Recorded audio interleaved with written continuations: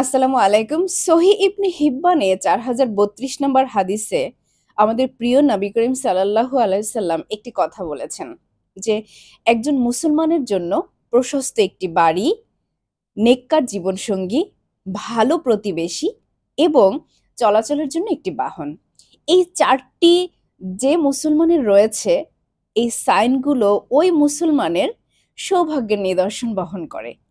এই কথাটির গুরুত্ব যে কত বেশি তা শুধুমাত্র জানে যার প্রতিবেশী ভালো নয়।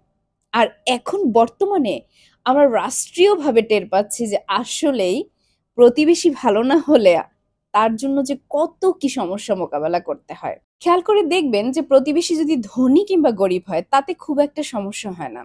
কিন্তু প্রতিবেশী যদি মনে ছোটলোক হয় তাহলে আপনার সমস্যার কোনো শেষই থাকবে না। কারণ আপনার প্রতিবেশী যদি ধনী হয়, আপনি প্রয়োজনে সাপোর্ট নিতে পারবেন। আবার যদি গরিব হয়, তাহলে প্রয়োজনে সাপোর্ট দিতেও পারবেন। কিন্তু প্রতিবেশী যদি মনে ছোটলোক হয়, অর্থাৎ মনের মধ্যে জটিলতা, কুটিলতা থাকে, তাহলে আপনি কোনোভাবেই তার সাথে মিলেমিশে চলতে পারবেন না। এমনকি তাদের অত্যাচার থেকে বাঁচার জন্য আপনি যদি আপনার বাড়ির সীমানায় দেয়ালও টেনে দেন, এরপরেও আপনাকে জ্বালাতন করেই ছাড়বে। মানে আপনাকে শান্তিতে থাকতে দিবে না। এই কথাটি প্রযোজ্য যেমন একটি পরিবারের ক্ষেত্রে, তেমনি একটি রাষ্ট্রের ক্ষেত্রেও। কারণ আপনার প্রতিবেশী রাষ্ট্র যদি মনে ছোটলোক হয়, তাহলে আপনি কোনোভাবেই সেই দেশের সাথে মিলেমিশে থাকতে পারবেন না। আর এই বিষয়ের বাস্তব রূপ আমরা দেখতে পাচ্ছি আমাদের বর্তমান প্রতিবেশী দেশ, দাদাবাবুদের দেশ। হ্যাঁ, ঠিকই ধরেছেন। আজকের এই ভিডিওটি আবার দাদাবাবুদের দেশ নিয়ে। কারণ ইতোমধ্যে দাদাবাবুরা কান্নাকাটি শুরু করে দিয়েছে। আর এই কান্নাকাটিটা তাদেরই কর্মের ফল। একটি নিউজ দেখছিলাম, যেটি দেখে ট্রাস্ট মি আমি হাসতে হাসতে শেষ। তারা ঘোষণা করেছেন যে বাংলাদেশে গণ অভ্যুত্থানের যে আন্দোলনকারী ছাত্ররা রয়েছে তাদের মধ্য থেকে বেছে বেছে ৬ জনকে তারা লিস্ট করেছেন যে এদেরকে আর দাদাবাবুদের দেশ ভিসা দিবে না। তো যার কারণে বাধ্য হচ্ছি আবার এই দাদাবাবুদের দেশ নিয়ে কথা বলতে। বিশ্বাস করেন, আমি বা আমার মতো অনেকেই দাদাবাবুদের দেশ বিদ্বেষী না, কিন্তু তাদের কর্মকাণ্ড আমাদেরকে বাধ্য করে তাদের চোখে আঙুল দিয়ে ভুলগুলো ধরিয়ে দেওয়ার জন্য। আর যখন সেই উচিত কথাগুলো বলে ফেলি আমরা, তখনই তাদের খুব গায়ে লেগে যায় আর তারা যত সব অযৌক্তিক কথাবার্তা উপস্থাপন করে। সেরকমই একটি পদক্ষেপ হচ্ছে এই যে ৬ সমন্বয়কদের তারা আর ভিসা দিবে না, এই মর্মে তারা ঘোষণা দিয়েছেন। এখন কথা হচ্ছে, আপনারা ভিসা দিবেন না, আপনারা এই ঘোষণা দেওয়ার বহু আগেই আমরা আপনাদেরকে বয়কট করেছি নানানভাবে। আর সেই বয়কটের প্রভাব পড়েছে আপনাদের অর্থনীতিতে। আর সেজন্যই এই মাস না পেরোতেই আপনাদের ইতোমধ্যে কান্নাকাটি শুরু হয়ে গিয়েছে। অথচ আপনারা বলেন যে আমরা আপনাদের ছাড়া নাকি চলতে পারবো না। কিন্তু এই ১ মাস না যেতেই আমরা প্রমাণ করে দিয়েছি যে আপনাদের ছাড়া আমরা ঠিকই চলতে পারছি। কিন্তু আপনারা আমাদের ছাড়া অনেকটাই অচল। যদিও আপনারা ভূখণ্ডে বড়, আপনাদের এই যে মুখের যে চাপাটা আছে সেইখানেও আপনারা বহুত অযৌক্তিক চাপা মেরে থাকেন, সেখানেও আপনারা বড়। কিন্তু আমরা যে তথ্য প্রমাণের ভিত্তিতে আপনাদেরকে চোখে আঙুল দিয়ে দেখিয়ে দেই যে না দাদাবাবুরা, আপনাদের ছাড়াও আমরা চলতে পারি আলহামদুলিল্লাহ, কারণ আমাদের রয়েছে ইমানি শক্তি, সে কথাটা আপনারা কোনোভাবে বিশ্বাস করতে চান না। আমি জানি এখন অনেক দাদা দিদিরা আমাকে বকা দেয়া শুরু করে দিবেন এই বলে যে আপনি শুধু মন গড়া কথা বলেন। তাই এজন্য ভেবেছি যে এখন থেকে আপনাদের সাথে তথ্য প্রমাণের ভিত্তিতে কথা বলবো। তো চলুন, কেন বললাম যে ইতোমধ্যে আপনারা কান্নাকাটি শুরু করে দিয়েছেন, এটি আমার কোনো বানানো কথা নয়, বরং ২ বাংলার বিভিন্ন গণমাধ্যম সেগুলো প্রচার করছে বর্তমান যে পরিস্থিতি দাদাবাবুদের দেশের। বাংলাদেশের মানুষ পৃথিবীতে এত এত দেশ থাকতেও প্রতিবেশী দেশ হিসেবে পছন্দের তালিকায় সবার আগে এগিয়ে রেখেছিল দাদাবাবুদের দেশকে। তো তার অনেকগুলো কারণ রয়েছে। প্রথমত, প্রতিবেশী দেশ, অল্প সময়ে যাওয়া আসা যায়, ২ দেশের মধ্যে একটা ভ্রাতৃত্ব বন্ধন তৈরি করার চেষ্টা, সেই সূত্র ধরে নানান দিক থেকে সম্পর্ক তৈরি হয়েছে। যেমন চিকিৎসা ক্ষেত্রে সম্পর্ক হয়েছে। এছাড়া দাদাবাবুদের দেশে ভ্রমণ পিপাসু মানুষগুলো প্রচুর যেত। ব্যবসায়িক যারা তারা বিভিন্ন কেনাকাটার জন্য যেত। আর এদেশে যেহেতু আমাদের হিন্দু সম্প্রদায়ের লোকজন রয়েছে, আমাদের দাদাবাবুদের দেশ হচ্ছে হিন্দু সম্প্রদায় বেশি। সেই জায়গা থেকেও দেখা গিয়েছে যে যাওয়া আসার রেশিওটা কম্পারেটিভলি অন্য দেশ থেকে অনেক বেশি ছিল। কতটা হাস্যকর জানেন, এই দাদাবাবুদের দেশ আমাদের দিয়ে প্রচুর অর্থ ইনকাম করত, অথচ তারাই আবার আমাদেরকে নানান বিষয় নিয়ে খোঁটা দিত যে তাদের ছাড়া আমাদের চলে না, তারা আমাদের এটা দেয়া বন্ধ করে দিলে আমরা শেষ হয়ে যাব, না খেয়ে মরবো, নানান কিছু। তো চলুন দেখে আসা যাক একটি সালের ক্যালকুলেশন যে তারা আমাদের দ্বারা কি পরিমাণ অর্থ ইনকাম করেছে। 2023 সালে পুরো পৃথিবী থেকে দাদাবাবুদের দেশে যত পর্যটক এসেছে তার টোটাল পরিমাণ হচ্ছে 9.23 মিলিয়ন। এই 9.23 মিলিয়নের মধ্যে 23% হচ্ছে বাংলাদেশিরা, অর্থাৎ যা অন্যান্য সমস্ত দেশকে পেছনে ফেলে কিন্তু বাংলাদেশিদের অবস্থান। এই একই বিষয়ে ভারতীয় সংবাদ মাধ্যম দ্য ইকোনমিক টাইমস প্রচার করেছে যে তাদের দেশে যে পরিমাণ পর্যটক আসে প্রতি বছর তার 1/4 হচ্ছে বাংলাদেশের। অপরদিকে লোকাল অপারেটরের তথ্য মতে 2023 সালে বাংলাদেশ থেকে পর্যটক গিয়েছে দাদাবাবুদের দেশে অন্যান্য বছরের তুলনায় 48%। কারণ প্রতি 100 জনে 50 থেকে 55 জন পর্যন্ত তারা এই প্রতিবেশী দাদাবাবুদের দেশকেই বেছে নিত বিভিন্ন প্রয়োজনে। কিন্তু দাদাবাবুদের জন্য দুঃখের বিষয় হচ্ছে এই গণ অভ্যুত্থানের পরে অর্থাৎ 2024-এ এসে 90% কমে গিয়েছে। আর যার কারণে এই দাদাবাবুদের দেশ প্রতি মাসে 750 কোটি টাকা লস করছে এই বাংলাদেশিরা দাদাবাবুদের দেশকে বয়কট করার জন্য। যখন আমরা বাংলাদেশের মানুষ দাদাবাবুদের দেশকে এভাবে বয়কট করলাম আর তার প্রভাব গিয়ে পড়লো ব্যবসায়ী সমাজের উপরে, তারা যে চিকিৎসা নামের যে বাণিজ্য খুলে বসেছিল সেই হাসপাতালগুলো এখন রোগী সংকটে হাহাকার করছে। বাংলাদেশের যত মানুষ দাদাবাবুদের দেশে যাতায়াত করত তার মধ্যে 80% হচ্ছে চিকিৎসা নেওয়ার জন্য যেত। আর এই যে আমরা চিকিৎসা নেওয়ার জন্য যেতাম, এ কারণে আমরা শুনেছি নানান সময়ে নানান রকম খোঁটা। তো চিকিৎসা ক্ষেত্রে কেন বাংলাদেশ এখনো তাদের তুলনায় পিছিয়ে রয়েছে সেই তথ্যটি অন্য একটি ভিডিওতে ডিটেলস আলোচনা করব।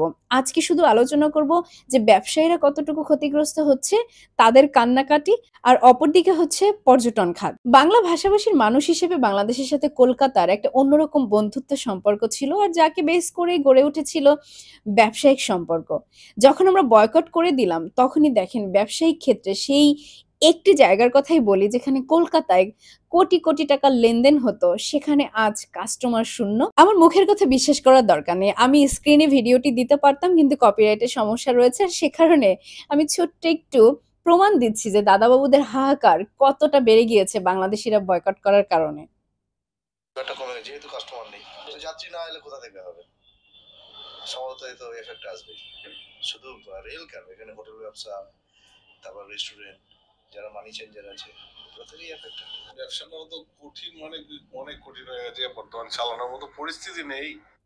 স্বাভাবিকভাবে একজন পর্যটকের সাথে একটি দুটি বিষয় নয় বরং অনেকগুলো ব্যাপার জড়িত থাকে। যেমন ধরুন, যখন একজন পর্যটক যায় তখন তার থাকার জন্য আবাসিক হোটেলের ব্যাপার, খাবারের ব্যাপার, ঘোরাঘুরির ব্যাপার, কেনাকাটার ব্যাপার থাকে। এই প্রত্যেকটা সেক্টরই কিন্তু প্রভাবিত হয় যখন সেই পর্যটক শূন্য হয়ে যায়। এক কথায় আমরা যখন যাওয়া বন্ধ করে দিলাম তখন তাদের প্রত্যেকটা সেক্টরে ধস নেমে গিয়েছে, আর যার কারণে তো তাদের কান্নাকাটি এত পরিমাণে বেড়ে গিয়েছে।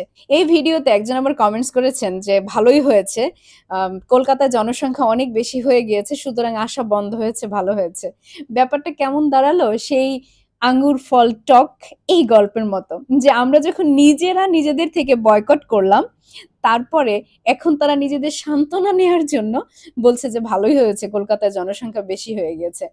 আসলে কি আপনাদের এই চাপাবাজি মনে হয় না আমার কাছে যে কখনো বন্ধ হবে? তো যাই হোক, আজকে না আমি খুঁজে বেড়াচ্ছি সেই দাদাবাবুদের সংবাদ উপস্থাপক কোথায়, যিনি দৌড়ে দৌড়ে লাফিয়ে লাফিয়ে মলম বিক্রি করতেন আর বাংলাদেশের বিভিন্ন খবরকে মিথ্যা প্রচার করতেন। তিনি কি আজকে তার দেশের এই পরিস্থিতি দেখতে পাচ্ছেন না যে বাংলাদেশিরা তাদের দেশকে বয়কট করার কারণে আজকে তাদের হাসপাতালগুলো রোগী শূন্য, তাদের ব্যবসায়িক জায়গাগুলো ক্রেতা শূন্য, তাদের পর্যটক খাত ধসে পড়েছে, তাদের প্রতি মাসে লস হচ্ছে 750 কোটি টাকা। এগুলোকে তিনি প্রচার করতে পারেন না, নাকি এখন ভীষণ রকম লজ্জা করছে যে কি করে এই বিষয়গুলো তুলে ধরি? কিন্তু আজকে সেই মলম বিক্রেতা সংবাদ উপস্থাপক আপনাকে বলছি, আপনি তুলে ধরুন বা না ধরুন পুরো পৃথিবী জানে, এখন সবাই জেনে গিয়েছে, আর আপনারাও হাড়ে হাড়ে টের পাচ্ছেন যে না, বাংলাদেশ তারা আসলেই বীরের জাতি। আরেকটা বিষয়, এই যে দাদা দিদিরা আপনারা যারা বলতেন যে আমরা যদি এটা ওটা দেয়া বন্ধ করে দেই তাহলে তো তোমরা না খেয়ে মরবা। আপনাদেরকে বলছি, দেখুন আমরা কিন্তু না খেয়ে মরিনি। আমাদের কিন্তু কোন সেক্টরে এরকম প্রভাব পড়েনি। অথচ আপনাদের প্রত্যেকটা সেক্টরে প্রভাব পড়েছে। উদাহরণস্বরূপ বলতে চাই যে আপনারা যখন পেঁয়াজ দেয়া বন্ধ করে দিলেন, দাম বাড়িয়ে দিলেন, তখন আপনারা ভেবেছিলেন আমরা বোধহয় পেঁয়াজ না খেয়ে মরে যাবো, তাই না? কিন্তু না, আপনারা বন্ধ করে দিয়েছেন তো কি হয়েছে? আমাদের এখন ১টি ২টি নয় বরং ৪ টি দেশ থেকে আমাদের দেশে পেঁয়াজ পাঠাচ্ছে। সুতরাং আমাদের কোনো অসুবিধা হয়নি। অন্য কোথাও অসুবিধা হয়নি। যেখানে ৮০% বাংলাদেশী আপনাদের দেশে প্রতিবেশী দেশ হিসেবে চিকিৎসা নিতে যেত, এখন তারা অন্যান্য দেশে চিকিৎসা নিতে যাচ্ছে। আপনাদের থেকে অনেক বেশি উন্নত মালয়েশিয়া, থাইল্যান্ডের চিকিৎসা, সিঙ্গাপুরের চিকিৎসা, সেই সব দেশগুলো বেছে নিচ্ছে। তো কোথায়? আমাদের তো অসুবিধা হলো না। আমরা তো না খেয়ে মরলাম না। আমরা তো চিকিৎসার অভাবে মরে যাচ্ছি না। আমরা তো পেঁয়াজের অভাবে আমাদের গলা শুকাচ্ছে না। কিন্তু আপনাদের এই বাংলাদেশীরা না যাওয়ার কারণে ব্যবসায়ীদের ধস নেমেছে, চিকিৎসা ক্ষেত্রে ধস নেমেছে, পর্যটন ক্ষেত্রে ধস নেমেছে। আর আপনারা উহুরে আহারে করে দিন পার করতেছেন। সেই শুরুর কথাটি আরেকবার তুলে ধরছি যে প্রতিবেশী যদি মনে ছোট লোক হয় তাহলে মারাত্মক সমস্যা। আর আপনারা যে মনে ছোট লোক সেটা আপনারা প্রমাণ করেছেন কিভাবে জানেন? কারণ আপনারা না এই যে চিকিৎসা নিতে আমরা যেতাম আপনাদের দেশে সেটি নিয়ে আপনারা বারবারই খোঁটা দিয়েছেন। কিন্তু আমরা কখনো এই ধরনের খোঁটা দেই না। কারণ কি জানেন? এটা ছোটলোকি কাজ। আপনাদের দেশের তুলনায় আমাদের বাংলাদেশের ভূখণ্ড ছোট। একথা সত্যি। কিন্তু বারবার আমরা প্রমাণ করেছি যে না, আমাদের ভূখণ্ড ছোট হলেও আমাদের মনটা অনেক বড়। আর আপনারা আপনাদের কর্মকাণ্ড দ্বারা প্রমাণ করেছেন যে আপনাদের ভূখণ্ড বড় হলেও আপনারা মনে অতিমাত্রায় ছোট লোক। বাংলাদেশের মানুষ সংখ্যাগরিষ্ঠ হচ্ছে মুসলিম। আর আমাদের ইসলাম ধর্ম শিখায় যে কখনোই কাউকে খোঁটা দিতে নেই। যার কারণে আমরা কখনোই আপনাদের মতো ছোটলোকিপনা করি না। দেখুন আপনাদের ছোটলোকিপনার আরেকটি বিষয় চোখে আঙুল দিয়ে দেখিয়ে দিচ্ছি। যে আপনারা কি করেন, আমাদের মুসলমানদের যে রীতিনীতি অর্থাৎ কালচার, সেখানে একজন মুসলিম পুরুষ সে দাড়ি রাখবে, মাথায় টুপি দিবে, পাজামা পাঞ্জাবি পরবে। একজন মুসলিম নারী সে বোরকা হিজাব পরবে। এগুলো নিয়ে আপনারা কত রকম তিরস্কার করেন, ঠাট্টা, বিদ্রূপ, কটূক্তি, এমনকি আমাদেরকে জঙ্গি বানানোর চেষ্টা করেন, নানানভাবে অপমান অপদস্থ করেন। অথচ আমরা কিন্তু আপনাদের কখনোই বলি না আপনাদের যে ধর্মীয় রীতিনীতি রয়েছে যে আপনারা কেন গোমূত্র পান করেন, আপনারা আবার সেই গরুকে আপনারা পূজা করেন, সেই গরুকে আপনারা মা বলেন, আবার মায়ের আপনারা দুধও পান করেন, কিন্তু তাদের মাংস আপনারা খান না। কিন্তু সেই মা তার আবার যে চামড়াটা অর্থাৎ গরুর চামড়া দিয়ে জুতা বানিয়ে সেটা কিন্তু আবার আপনারা ঠিকই পায়ে পড়েন। সেখানে আপনাদের কোনো খারাপ লাগা কাজ করে না। আমরা অন্য ধর্মের প্রতি কখনোই আঙুল তুলতে চাই না। কারণ ধর্ম যার যার। এটা নিয়ে তো কথা বলার কিছু নয়। কিন্তু আপনারা রীতিমতো সবসময় এগুলো করে যান। এই যে আমি হিজাব পড়ি। আমাকে হিজাব পরার কারণে দাদা দিদিরা আপনারা কত রকম বকাঝকা করেন। কিন্তু কোথায়? আপনাদের শাঁখা সিঁদুর নিয়ে তো আমরা কখনো কিছু বলছি না যে কেন শাঁখা পড়ছেন, কেন সিঁদুর পড়ছেন, কেন গোমূত্র পান করছেন। কারণ কি জানেন? এটা আমাদের শিক্ষা নয়। আমাদের ধর্ম সবসময় ভালো কিছু শিখায়। আমাদের ধর্ম সবসময় মানবজাতির কল্যাণকর যা, সেই বিষয়গুলোই শিখিয়ে থাকে। আসলে এভাবে বলতে গেলে অনেক কিছু বলা যাবে। কিন্তু এই কথাগুলো বাড়াতে চাই না। কারণ আমার নৈতিক শিক্ষা আমাকে বাধা দেয় যে অন্য দেশ, অন্য ধর্ম, অন্য কালচার এগুলো নিয়ে কখনো বাড়াবাড়ি করতে নেই। আর সে কারণে চুপ থাকি। কিন্তু আপনারা যখন গায়ের উপরে এসে পড়েন একেবারে, তখন আবার আমার ধর্ম শিখায় সেখানে জবাব দিতে হবে, প্রতিবাদ করতে হবে, প্রতিহত করতে হবে, প্রতিরোধ গড়ে তুলতে হবে। আর সে কারণেই আপনারা বাধ্য করেন আর আপনাদের বিষয়ে আমাদের তখন এইভাবে বলতে হয়। আমার এই পুরো বিশ্লেষণ শুনে এখন নিশ্চয়ই দাদা দিদিদের আর কিছু বলার থাকবে না। তারপরেও ওই গোঁড়া মার্কা, তেড়া মার্কা এক শ্রেণীর দাদা দিদিরা হয়তো বলতে পারেন যে বাংলাদেশের মানুষ কেন এত আসে? আমরা কি তাদের আসতে বলি না আমরা তাদেরকে ডেকে নিয়ে আসি?